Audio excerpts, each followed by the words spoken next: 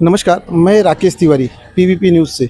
आज हम दिखाना चाहते हैं कोरोना काल में जब एक बच्चा अपनी माँ से दूर था, एक बाप अपने बेटे से दूर था, उस वक्त कोई रिश्ते काम नहीं आ रहे थे और उस वक्त ऐसा माहौल था कि जो बॉडी थी, जो शव था वो तक परिवार को नहीं मिलता था। देखने उस वक्त सुजाता मैडम ने जो काम किया, उस काम की वजह से उन्हें राष्ट्रपति सम्मान मिला और राष्ट्रपति सम्मान हमारे वसई तालुका के लिए गर्व की बात है। ये ऐसे ही नहीं मिलता, राष्ट्रपति सम्मान बड़े बड़ों को नहीं मिलता और इसके लिए जमीनी स्तर से लेके आसमान तक लड़ाई लड़नी पड़ती है और मैडम ने वो लड़ाई लड़के हमारे वसई तालुका को दिखाया, पालघर पूरे जिले को दिखाया कि कैसे मिलते हैं सम्मान। मैडम, आप जब पहली बार आपको बुलाया गया राष्ट्र, तो आपको क्या और कैसा महसूस हुआ? आपका कहने का मतलब है कि मुझे क्या लगा, कैसा अनुभव हुआ आपको इतने बड़े सम्मान पे? जब मुझे सम्मान मिल रहा है ये मुझे पता चला तो मुझे बहुत खुशी हो गई। खुशी इसलिए हो गई कि मेरी पहचान मेरा काम है जी। तो मेरा वहाँ कोई पहचान का नहीं है, फिर भी यहाँ एक गांव में रहने वाली परिचारिका को नेशनल लेवल के लोग देख सकते हैं उनके काम को, तो वो काम मेरा काम आया। तो मेरी पहचान एक तो दाम दे सकता है और एक काम, और वो काम मेरा वो लोग ने देख के मुझे सम्मानित किया।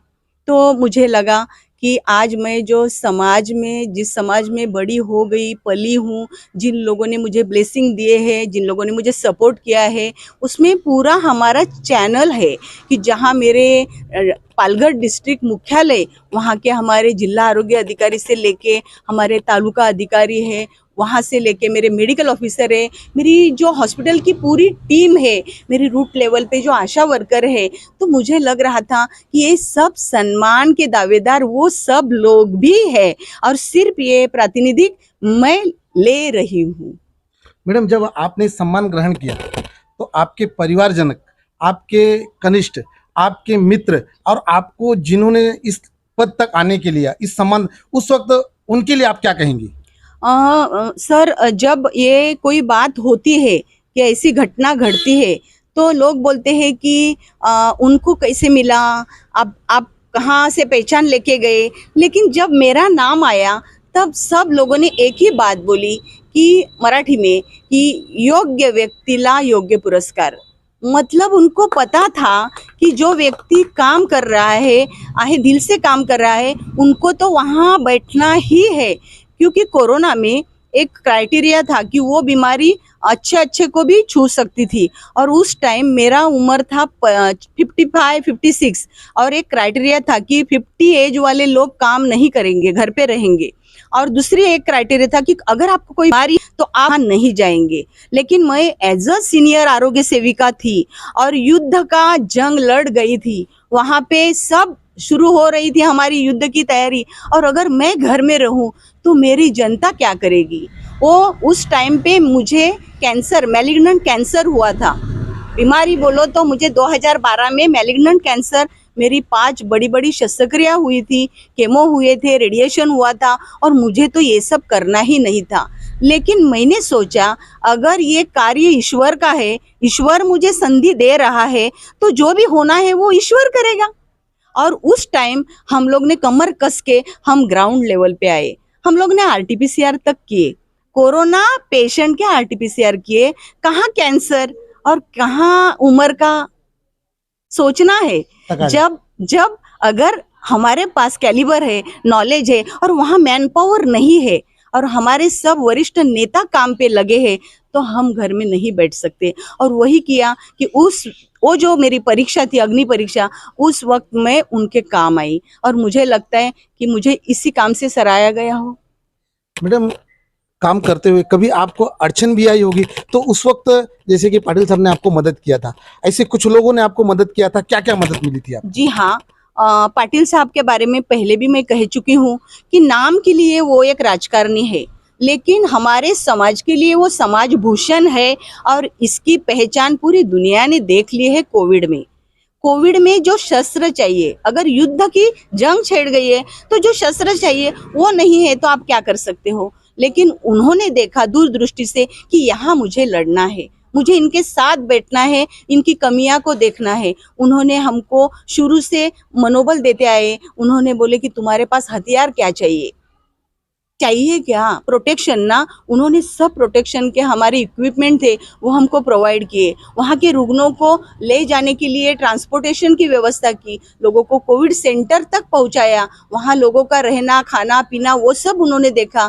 कई लोगों के क्रियाकर्म भी उन्होंने किए, उन्होंने कहीं पे अपनी मजल पे रुकावट नहीं की। तो यही सब है कि सब लोग जब एक साथ जुट जाते हैं, क्योंकि समाज में अगर कोई परिवर्तन लाना है या किसी बीमारी पे या किसी सिचुएशन पे हमको एक काम करना है, तो अगर ये समाज भूषण जैसे लोग अगर है तो मैं बोलती हूँ मुमकिन सब है, नामुमकिन कुछ भी नहीं है।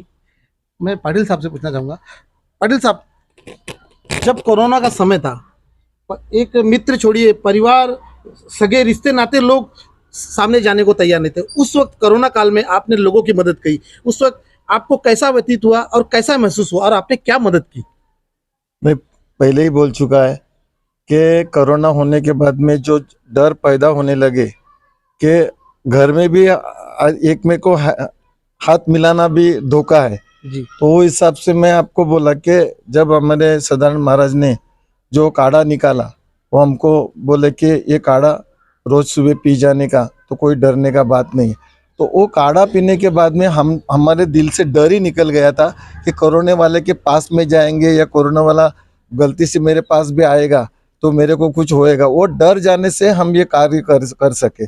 मगर जब ये मैं बोला कि पहले जो क्वारंटाइन सेंटर का जो अड़चन था, मैं पूरा होटल ताबे में दे दिया और उधर मैं रिसेप्शन में कभी शाम को जाता था तो देखते थे कि आदमी कितने डरे हुए, रूम से नहीं बाहर निकलते थे, ना गाड़ी चलती थी। मगर जिधर वो टाइम में उसको भी टेस्ट करने लिए परिचारिका बैठे थे, डॉक्टर्स बैठे थे, ये विजिट को आते थे, तो उनसे मैं मिलके बात करता था कि तालुका का क्या हालत है। तो ऐसा ऐसा पहला क्वारंटाइन तो अपना लॉट तो ढीला हो गया, मगर दूसरा लॉट डे का वसय में बहुत बढ़ गया था।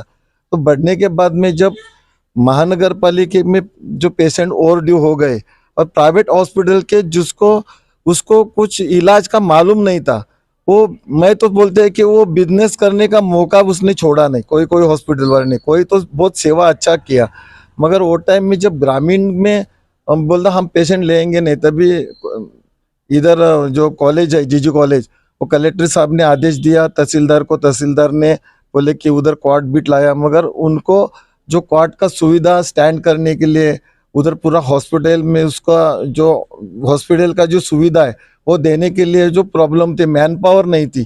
मगर हमारे कार्यकर्ता जो किरण शिंदे से, खिमानी जैसे और अनिल आलमेड़ा साहब के मार्गदर्शन पे, मैं हाईवे में रहता है तो जो भी शहर का है वो अनिल साहब उधर मार्गदर्शन करके उधर जो गर्ज है वो देखते थे, वो मेरे को बताते थे और मैं उधर का आदेश देता था, जो भी है वो करो, अपने पास जो भी जितने भी उसमें खर्चा आएगा अपन करने को लिए तैयार है।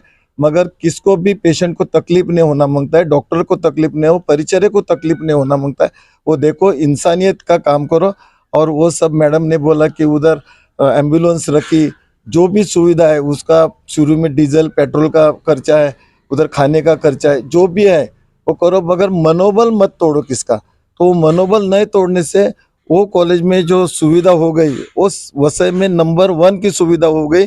तो इसलिए कि हमारा मनोबल सब बढ़ाया था, हमारे कार्यकर्ता ने मनोबल, हमारे डॉक्टर ने मनोबल बढ़ाया था, परिचारक ने मनोबल, जितने भी सेवक थे उन्होंने मनोजन, और उधर कोई भी काम करने में कोई डरे नहीं, तो वो डरते नहीं। इसलिए अभी अगर पेशेंट के भी जाता है वो डर के हाथ लगाने का कोशिश करता है, तो उस वो देख के पेशेंट भी डरता है। मगर हमारे कार्यकर्ता और जो परिचारिका थे, डॉक्टर्स थे, वो पेशेंट के पास नज़दीक जाके उसको हाथ लगाते तो उनको मनोबल बढ़ता था, उसको शक्ति बढ़ती थी।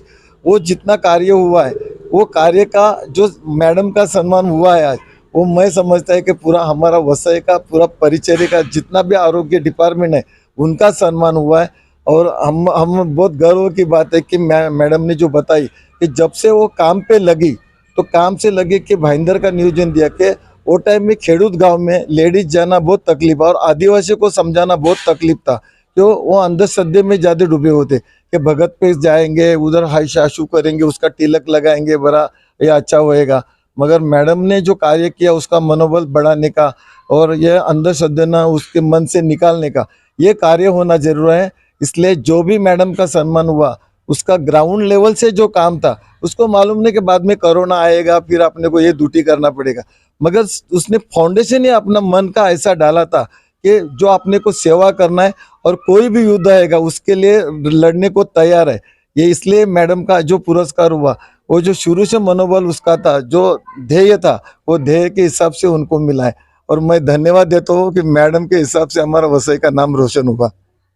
देखिए, जैसे कहते हैं परीक्षा आती है, हर किसी पे परीक्षा आती है, हर किसी को उसका उत्तर देना पड़ता है, उतरना पड़ता है मैदान में। मैडम ने अपने जीवन काल में कुछ तो ऐसे काम किए जिसके नाते आज उन्हें इतना बड़ा सम्मान, ये गर्व की बात है हम वसई विरार के लोगों के लिए कि हमारे बीच में मैडम जैसे, पाटिल जैसे लोग हैं। इसी के लिए आज धरती बची हुई है। कहते हैं गिरते हैं सैसवारी मैदान जंग में, वो तिफन क्या गिरेंगे जो घुटनों के बल चलेंगे। मैडम ने परिश्रम किया और करके दिखाया। वसई विरार का नाम, पूरे पालघर जिले का नाम ऊपर करके दिखाया। इसी के साथ मैं अपने 2 शब्द खत्म करता हूं। जय हिंद, जय महाराष्ट्र।